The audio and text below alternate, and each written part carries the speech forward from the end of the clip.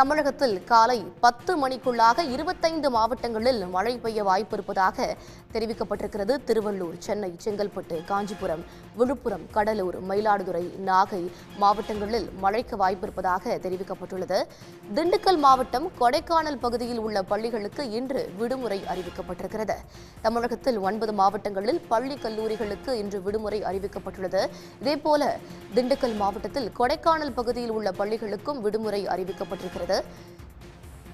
அண்மை செய்தியாக பார்த்து வருகிறோம். திண்டுக்கல் மாவட்டம் கொடைக்கானல் கல்வி வட்டத்தில் பள்ளிகளுக்கு இன்று விடுமுறை அறிவிக்கப்பட்டுள்ளது. தமிழ்நாட்டில் காலை 10 மணிக்குள் 25 மாவட்டங்களில் மழைக்கு வாய்ப்பு இருப்பதாக தெரிவிக்கப்பட்டிருக்கிறது. தென்கிழக்கு வங்கக்கடலில் நிலை கொண்டிருக்கும் காற்றழுத்த தாழ்வு மண்டலம் காரணமாக டெல்டா மாவட்டங்கள், கடலோர மாவட்டங்களில் மழை பதிவாக இருக்கிறது. கனமழை எச்சரிக்கையும் விடுக்கப்பட்டிருக்கிறது. கனமழை எச்சரிக்கையை தொடர்ந்து பல்வேறு பள்ளி கல்லூரிகளுக்கு விடுமுறை அறிவிக்கப்பட்டுள்ளது.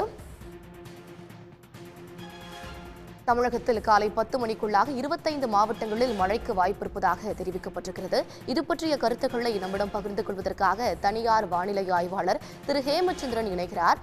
வணக்கம் சார். 6 மணி நேரத்திற்குள்ளாக புயலாக காற்றழுத்த தாழ்வு மண்டலம் வலுப்பெற இருக்கிறது. ஏற்கனவே நம்மால் தமிழகத்தின் 25 மாவட்டங்கள் 30 மாவட்டங்களிலும் நம்மால் மழை எதிர்பார்க்க முடிந்தது. தற்போது அடுத்து வரக்கூடிய சில மணி நேரங்கள் எவ்வாறாக இருக்கும்? பதிவு செய்யுங்க சார் கருத்துக்களை.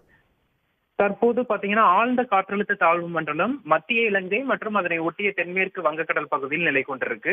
இது தொடர்ந்து வடமேற்கு திசையில் நகர்ந்து வட இலங்கை கடல் பகுதியை இன்று மாலை அடையும் என எதிர்பார்க்கப்படுது. அதே போல அடுத்து வரக்கூடிய 6 மணி நேரத்தில் இது புயலாக மாறுவதற்கான சாதக சூழல் காணப்பட்டு வருகிறது. 6 மணி நேரத்திற்குள்ளாக புயலாக உருவெடுக்கும் என எதிர்பார்க்கப்படுது. இந்த நிலையில டெல்டா மாவட்டங்கள்ல மற்றும் வடகடலோர மாவட்டங்கள்ல நேற்று முதல் பரவலாக மழை பதிவாகி வருகிறது. தற்போது இந்த புயல் சின்னம் புயலாக வலுவடைவதால் அந்த புயலின் மத்திய பகுதியை நோக்கி அந்த வடகிழக்கு காற்று குவிதலும் அடர் மேக குவியல்களும் காணப்படுகிறது. அதனால தமிழகத்தின் கடலோர மாவட்டங்கள்ல மழையின் தாக்கம் சற்றே குறைந்து காணப்படுது. கடந்த 3 மணி நேரத்தில் வரக்கூடிய மணி நேரத்தில் குறிப்பாக முற்பகல் 11 மணி முதல் மழையின் தாக்கம் படிப்படியாக அதிகரிக்கும் டெல்டா மற்றும் வடகடலோர மாவட்டங்கள்ல. சார், இதே போல புயல் வலுப்பெறும் பட்சத்தில் புயல் எந்த பகுதியில கரையை கடக்கும்? அதே போல இந்த புயல் வெறும் மழை மட்டும் கொடுக்குமா, இல்ல அதிக அளவு காற்றும் வீசக்கூடிய புயலாக இருக்குமா? இது பற்றி இப்போவே கணிக்க முடியுமா சார்? அதாவது அடுத்து வரக்கூடிய ஒரு 36 மணி நேரத்திற்கு இந்த புயல் பெரிதாக நகராமல் ஒரே இடத்தில் மையம் கொண்டு அல்லது மிக மெதுவாக நகரும் என எதிர்பார்க்கப்படுது. குறிப்பாக வட இலங்கை கடல் பகுதியை அடைந்த பிறகு வட இலங்கை மற்றும் டெல்டா கடலோர பகுதிகளிலேயே கிட்டத்தட்ட 28ஆம் தேதி முற்பகல் வரைக்குமே 28ஆம் தேதி இரவு வரைக்குமே ஒரே இடத்தில் நிலை கொள்வதற்கான வாய்ப்புகள் இருக்கு. அதன் பிறகு வடமேற்கு திசையாக நகர்ந்து சென்னைக்கும் நாகைக்கும் இடையில் குறிப்பாக புதுச்சேரி, கடலூர் பகுதிகளில் நவம்பர் 29ஆம் தேதி நள்ளிரவு 30ஆம் தேதி அதிகாலை நேரத்துல கரையை கடப்பதற்கான வாய்ப்புகள் இருக்கு. இருந்த போதிலும் இந்த புயல் சின்னம் புயலாக மாறினாலும் மழையை கொடுக்கக்கூடிய ஒரு நிகழ்வாக இருக்கும்.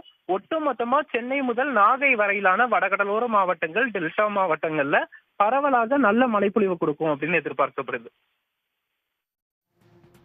கருத்துக்களுக்கு நன்றி சார்.